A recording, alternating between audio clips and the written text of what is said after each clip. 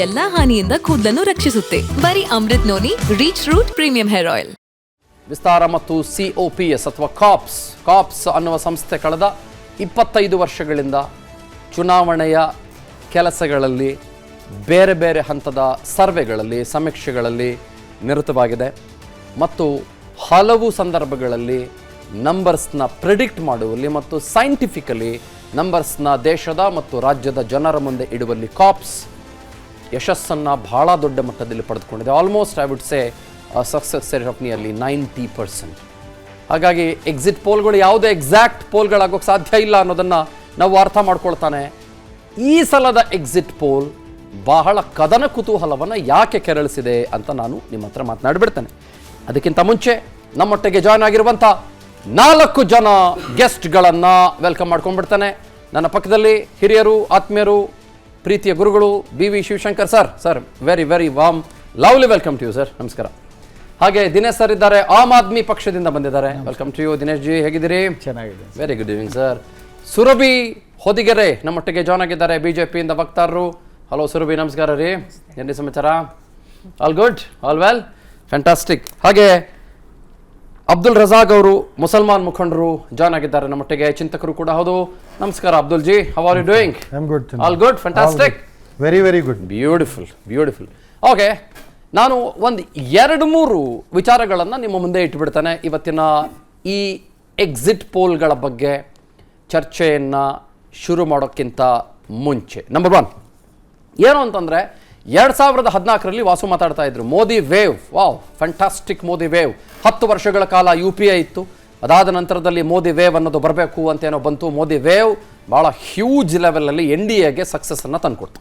2019ರಲ್ಲಿ ನಿಮಗೆ national security ಆ ಲೆಕ್ಕಾಚಾರದ ವೇವ್ ಭಾಳ ದೊಡ್ಡ ಮಟ್ಟದಲ್ಲಿ ಬಂತು. Once again NDA national democratic alliance was hugely successful. ಸಿಕ್ಕಾಪಟ್ಟೆ ನಂಬರ್ಗಳು ಬಂತು. ಆದರೆ ಈ ಸಲ 2024 5 ವರ್ಷ ಕಳೆದು ಹೋಗಿದೆ. ಆ 5 ವರ್ಷದ ಅವಧಿಯಲ್ಲಿ ಹಲವು ವಿದ್ಯಮಾನಗಳು, ಹಲವು ಬೆಳವಣಿಗೆಗಳು, ಹಲವು ಬದಲಾವಣೆಗಳು ಸಹಜವಾಗಿ ನಡೆದು ಹೋಗಿದ್ದಾವೆ. ಈ ಸಲ ಯಾವುದಾದ್ರೂ ವೇವ್ ಇದೆಯಾ ಅಂತ ನೋಡಿದಾಗ ನಾನು BV ಶಿವಶಂಕರ್ ಸರ್ ಜೊತೆಗೆ ಆವಾಗಲೇ ಮಾತನಾಡ್ತಾ ಇದ್ದಾಗ ಒಂದು ಚರ್ಚೆ ಆಯಿತು. ಅವ್ರು ಹೇಳ್ತಾ ಇದ್ರು, ನಾವಿದನ್ನು ಒಂದು ಮ್ಯಾಚ್ ಗೋಲ್ಕೆ ಮಾಡೋಣ ಕಣ್ರಿ ಅಂತ ಅವ್ರು ಹೇಳ್ತಾ ಇದ್ರು. ಒಂದು ಕ್ರಿಕೆಟ್ ಮ್ಯಾಚಲ್ಲಿ 2 ತಂಡಗಳು ಆಡ್ತಾ ಇದ್ದಾವೆ ಅಂತ ಅಂದ್ಕೊಳ್ಳಿ. ಒಂದು ತಂಡ ಯಾವುದೋ ಒಂದು ಭಾಳ ಬಲಿಷ್ಠವಾದಂಥ ತಂಡ, ಇನ್ನೊಂದು ತಂಡ ನಾವು ಮಿನೋಸ್ ಅಂತ ಕರಿತೀವಲ್ಲ, ಇಲ್ಲ ರೇ ಅಷ್ಟೇನು ಅವ್ರದ್ದೇನು ಪವರ್ಫುಲ್ ಇಲ್ಲ, ಏನೋ ಅವರೆಲ್ಲ ಸೇರ್ಕೊಂಡು ಒಂದಾಗ್ಬಿಟ್ಟು ಆಟಾಡ್ತಾ ಇದ್ದಾರೆ, ಆದರೂ ಕೂಡ ಅವ್ರು ಏನು ಈ ಬಲಿಷ್ಠ ತಂಡದ ಎದುರುಗಡೆ ಗೆಲ್ತಾರೇನ್ರಿ ಅನ್ನೋ ಥರದಲ್ಲಿ ಒಂದು ಹಂತಕ್ಕಿತ್ತು ಅಂತ ಈ ಚುನಾವಣೆಗೆ ಬಂದಾಗ. ಅದು NDA ಭಾಳ ಬಲಿಷ್ಠ ಅಂತ ಅನ್ನಿಸ್ತಾ ಇತ್ತು ನಮಗೆ, ಎಸ್ಪೆಷಲಿ ಅಂಟಿಲ್ ಜನವರಿ 2024 22nd ಡೇಟ್ ತನಕ, ಅಂದರೆ ಈ ರಾಮಲಲ್ಲಾ ವಿಚಾರ ಬರೋ ತನಕ NDA ನಮಗೆ ಬಹಳ ಬಲವಾಗಿದೆಯಲ್ರಿ ಸಿಕ್ಕಾಪಟ್ಟೆ ಅನ್ನೋ ಥರದಲ್ಲಿ ಅನ್ನಿಸ್ತಾ ಇತ್ತು. ಬಟ್ ಅದಾದ ನಂತರದಲ್ಲಿ ನಾವು ಗಮನಿಸ್ತಾ ಹೋದಾಗ ಈ ಚುನಾವಣೆ, ನಾನು ಹೇಳಿದ್ನಲ್ಲ ಆವಾಗಲೇ 2014ನಲ್ಲಿ ವೇವ್ ಇತ್ತು, 19ನಲ್ಲಿ ವೇವ್ ಇತ್ತು, ಎಲ್ಲ ಇತ್ತು. ಬಟ್ ಈ ಸಲ ಅದೇನೋ ಒಂದು ಸ್ವಲ್ಪ ವೇವ್ಲೆಸ್ ಚುನಾವಣೆನಾ ಅಂತ ಅನ್ಸೋದಕ್ಕೆ ಕಳೆದ ಒಂದು 3-4 ತಿಂಗಳಿಂದ ಶುರುವಾಗಿದೆ. ನಿಜ, ಇದರ ನಡುವೆ ನಮ್ಮ ಗ್ಯಾರಂಟಿ ಅಂತ ಬಂತು, ಇಲ್ಲ ಮೋದಿ ಗ್ಯಾರಂಟಿ ಅಂತ ಬಂತು, ಬೇರೆ ಬೇರೆ ಬಂತು, ಇಲ್ಲ ಅಂತ ನಾನು ಹೇಳ್ತಾ ಇಲ್ಲ.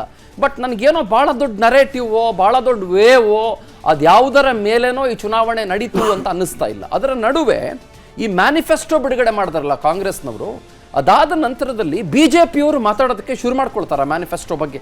ಅದು 1 ಲಕ್ಷ ಆಗಿರ್ಬೋದು, ಬೇರೆ ಬೇರೆ ಆಗಿರ್ಬೋದು, ಮಹಾಲಕ್ಷ್ಮಿ ಯೋಜನೆ ಆಗಿರ್ಬೋದು, ಅಥವಾ ಇನ್ನಿತರ ಯೋಜನೆಗಳು, ನಿರುದ್ಯೋಗಿಗಳಿಗೆ ದುಡ್ಡು ಕೊಡುವಂಥ ಯೋಜನೆಗಳಾಗಿರ್ಬೋದು, ಅವೆಲ್ಲದರ ಬಗ್ಗೆ ಮಾತಾಡಕ್ಕೆ.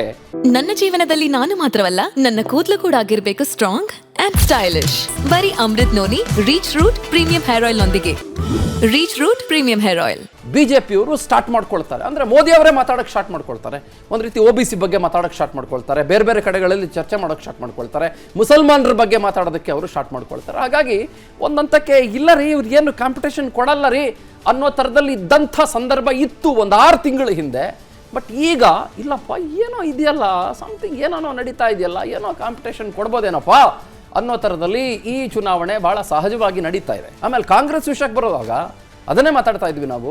ಈ ತೆಲಂಗಾಣ ಕರ್ನಾಟಕ ಹೊರತುಪಡಿಸಿದ್ರೆ ನಿಮ್ಗೆ ಎಲ್ಲಿದೆ ಕಾಂಗ್ರೆಸ್ಸು ಅನ್ನೋ ಥರದಲ್ಲಿ ಇತ್ತು. ಬೇರೆ ಕಡೆ ಏನೋ ಅಂತೇನು ಭಾಳ ಭದ್ರವಾಗಿಲ್ಲ, ಭಾಳ ಬಲವಾಗಿಲ್ಲ ಅನ್ನೋ ಥರದಲ್ಲಿತ್ತು.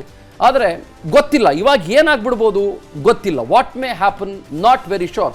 ಬಟ್ ಒಂದು ಅಪೋಸಿಷನ್ಗೆ ಒಂದು ಕ್ರೆಡಿಟ್ ಏನು ಅಂತಂದರೆ, ಅವ್ರ ಮ್ಯಾನಿಫೆಸ್ಟೋ ಮೂಲಕನೋ, ಮತ್ತೊಂದ್ರ ಮೂಲಕನೋ, ಬೇರೆದ್ರ ಮೂಲಕನೋ ಒಟ್ಟಿನಲ್ಲಿ NDA ಅಥವಾ ಮೋದಿ ಅವರು ಅಥವಾ BJP ಅವರು ಮಾತಾಡಕ್ಕೆ ಸ್ಟಾರ್ಟ್ ಮಾಡ್ಕೊಂಡ್ರಲ್ಲ, ನೋಡ್ರಿ ಅವ್ರು ನಂಬೇಡಿರಿ, ಅವ್ರು ಸುಳ್ಳು ಗ್ಯಾರಂಟಿ ಕಂಡ್ರಿ, ಅದೆಲ್ಲ ಒಂದಿಷ್ಟೊಂದು ಚರ್ಚೆ ಆದರೂ ಆಗೋದಕ್ಕೆ ಒಂದು ಚರ್ನಿಂಗ್ ಶುರುವಾಯ್ತಲ್ಲ, ಅದು ನನಗೆ ಭಾಳ ಇಂಟ್ರೆಸ್ಟಿಂಗ್ ಅಂತ ಅನಿಸ್ತು. ಇನ್ನೊಂದು ಮೋಸ್ಟ್ ಇಂಪಾರ್ಟೆಂಟ್ಲಿ ಕರ್ನಾಟಕದ ವಿಷಯಕ್ಕೆ ಬರುವಾಗ ನಾನು 2 ಭಾಗಗಳಾಗಿ ವಿಂಗಡಣೆ ಮಾಡ್ಕೊಳ್ಳೇಬೇಕು ಈ ಪ್ರೀ ಎಕ್ಸಿಟ್ ಪೋಲ್ ಅನಾಲಿಸಿಸ್ನ. ಅದೇನು ಅಂತಂದರೆ, ಕರ್ನಾಟಕದ ವಿಚಾರಕ್ಕೆ ಬರುವಾಗ ನಿಮಗೆ ಕರ್ನಾಟಕದಲ್ಲಿ ಗ್ಯಾರಂಟಿ ಒಂದು ರೀತಿ ಕಿಂಗ್ ಮೇಕರ್ ಥರ, ಒಂದು ರೀತಿ ಪಾನ್ ಥರ, ಒಂದು ರೀತಿ ಭಾಳ ದೊಡ್ಡ ಮಟ್ಟದ ದಾಳದ ಥರ ಅದನ್ನು ಹೆಂಗೆ ಸ್ವೀಕರಿಸಿದ್ದಾರೆ ಇಲ್ಲಿನ ಸ್ಥಳೀಯ ಮಟ್ಟದ ರಾಜಕೀಯ ನಾಯಕರು ಅಂತಂದರೆ, ನೋಡ್ರಿ ನಮ್ಮ ಗ್ಯಾರಂಟಿ ವರ್ಕ್ ಆಗುತ್ತೆ 20 ನಂಬರು ಅಂತ. ಅಂದರೆ 5-6 ನಂಬರ್ ಬಂದ್ಬಿಟ್ರೆ ಗ್ಯಾರಂಟಿ ವರ್ಕ್ ಆಗಿಲ್ಲ ಅಂತನಾ, ಅಥವಾ ಇನ್ನೂ ಒಂದು ರೀತಿ ಭಾಳ ಬಲವಾಗಿ ಇನ್ನೊಂದು ಹೆಜ್ಜೆ ಮುಂದೆ ಇಟ್ಟು ಮಾತಾಡಬೇಕು ಅಂತಂದರೆ, probably for the very first time ಲೋಕಸಭೆ ಚುನಾವಣೆಯ ಫಲಿತಾಂಶ ಒಂದು ರಾಜ್ಯ ಸರ್ಕಾರದ ನಾಯಕತ್ವದ ಮೇಲೇನೆ ಒಂದು ಸ್ವಲ್ಪ ಪರಿಣಾಮ ಬೀರ್ಬೋದು ಅನ್ನೋ ಥರದಲ್ಲಿ ಅನ್ನಿಸ್ತಾ ಇದೆ. ಒಂದು ಕಡೆ DK ಶಿವಕುಮಾರು CM ಬಿಟ್ಬಿಡಿ, ನಾನು ಇನ್ನೂ ಉಳ್ಕೋಬೇಕ್ರಿ ಅಧ್ಯಕ್ಷನಾಗಿ ಅನ್ನೋ ಥರದಲ್ಲಿ ಚರ್ಚೆ ಮಾಡ್ತಾ ಇದ್ದಾರೆ ಒಂದು ಕಡೆ. ಮತ್ತೊಂದು ಕಡೆ ಮುಖ್ಯಮಂತ್ರಿಗಳು ಸಿದ್ದರಾಮಯ್ಯನವರು ಅವರು ನಾನು ಕೆಲವು ಕ್ಷೇತ್ರಗಳನ್ನು ಅತ್ಯಂತ ಪ್ರತಿಷ್ಠೆಯಾಗಿ ತಗೊಂಡಿದ್ದೀನಿ ಗೊತ್ತಲ್ವಾ, ಈ ಸಲ ನಾನು ಗೆಲ್ಲಿಲ್ಲ ಅಂತಂದರೆ ನಾನು ಇರಬೇಕೋ ಬೇಡವೋ ಅನ್ನೋ ಥರದಲ್ಲೆಲ್ಲ ಮಾತಾಡಿದ್ದನ್ನು ನಾವು ಕೂಡ ಗಮನಿಸ್ಕೊಂಡಿದ್ದೀವಿ. ಇನ್ನೊಂದು ಕಡೆ BJP ವಿಷಯಕ್ಕೆ ಬಂದಾಗ, BJP 28 ಕ್ಷೇತ್ರಗಳಲ್ಲಿ 28 ಕ್ಷೇತ್ರಗಳ ಬಗ್ಗೆ ಗಮನ ಹರಿಸಿದೆ, ನಾನು ಇಲ್ಲ ಅಂತ ಹೇಳ್ತಾ ಇಲ್ಲ. ಆದರೆ ಆ 3 ಕ್ಷೇತ್ರ ಇದೆಯಲ್ರಿ, ಆ 3 ಕ್ಷೇತ್ರದಲ್ಲಿ ಗೆದ್ದುಬಿಟ್ರೆ ಸಾಕು, ನಾವು 28ರಲ್ಲೂ ಗೆದ್ದಂಗೆ ಅನ್ನೋ ಥರದಲ್ಲಿ BJP ಒಂದು ಹಂತಕ್ಕೆ ಒಂದು ಮೈಂಡ್ ಸೆಟ್ ಕ್ರಿಯೇಟ್ ಮಾಡ್ಕೊಂಡಿದೆ ಅಂತ ಅನ್ಸುತ್ತೆ. ಅದು ಹಾಸನ, ಬೆಂಗಳೂರು ಗ್ರಾಮಾಂತರ ಮತ್ತು ಅಫ್ಕೋರ್ಸ್ JDSಗೆ ಬಂದಾಗ ಮಂಡ್ಯ. ಹಾಗಾಗಿ ಏನಾಗುತ್ತೆ ಅನ್ನೋದನ್ನು ನಾವು ಸಹಜವಾಗಿ ಕಾದು ನೋಡಲೇಬೇಕಾಗತ್ತೆ. ಆನ್ ದೀಸ್ ಲೈನ್ಸ್ ಇವತ್ತಿನ ನಮ್ಮ ಪ್ರೀ ಎಕ್ಸಿಟ್ ಪೋಲ್ ಅನಾಲಿಸಿಸ್ನ ಮುಂದಿನ 1 ಗಂಟೆಗಳ ಕಾಲ ನಾವು ನಡೆಸ್ತೇವೆ. Before I start, before I take a call, ನಾನೊಂದು ಸಣ್ಣ ವಿರಾಮ ತೆಗೆದುಕೊಂಡ್ಬಿಡ್ತೇನೆ. ನಾನೊಂದು ಬೇಸ್ ಲೈನ್, ಒಂದು ಫೌಂಡೇಶನ್ ಹಾಕಬೇಕು ಅಂತ ಹೇಳ್ತಾ ಇದ್ನಲ್ಲ, ನಮ್ಮ ಚರ್ಚೆಗೆ ಫೌಂಡೇಶನ್ ಇದೇ ಫೌಂಡೇಶನ್ ಒಟ್ಟಿಗೆ ಇವತ್ತಿನ ಚರ್ಚೆಯನ್ನ ನಾವು ಬಿಲ್ಡ್ ಮಾಡ್ತಾ ಹೋಗೋಣ. ಅನುಕ್ಷಣದ ಸುದ್ದಿಗಳಿಗಾಗಿ ವಿಸ್ತಾರ ನ್ಯೂಸ್ ಯೂಟ್ಯೂಬ್ ಚಾನೆಲ್ ಸಬ್ಸ್ಕ್ರೈಬ್ ಮಾಡಿ. ಹೊಸ ಸುದ್ದಿಗಳ ನೋಟಿಫಿಕೇಶನ್ಗಾಗಿ ಬೆಲ್ ಐಕಾನ್ ಕ್ಲಿಕ್ ಮಾಡಿ. ಲೇಟೆಸ್ಟ್ ಅಪ್ಡೇಟ್ಸ್ಗಾಗಿ www.vistaranews.com ವೆಬ್ಸೈಟ್ಗೆ ವಿಸಿಟ್ ಮಾಡಿ. ಅಂಗೈಯಲ್ಲೇ ಜಗತ್ತಿನ ಸುದ್ದಿ ತಿಳಿಯಲು ವಿಸ್ತಾರ ನ್ಯೂಸ್ ಕನ್ನಡ ಆಪ್ ಡೌನ್ಲೋಡ್ ಮಾಡಿ.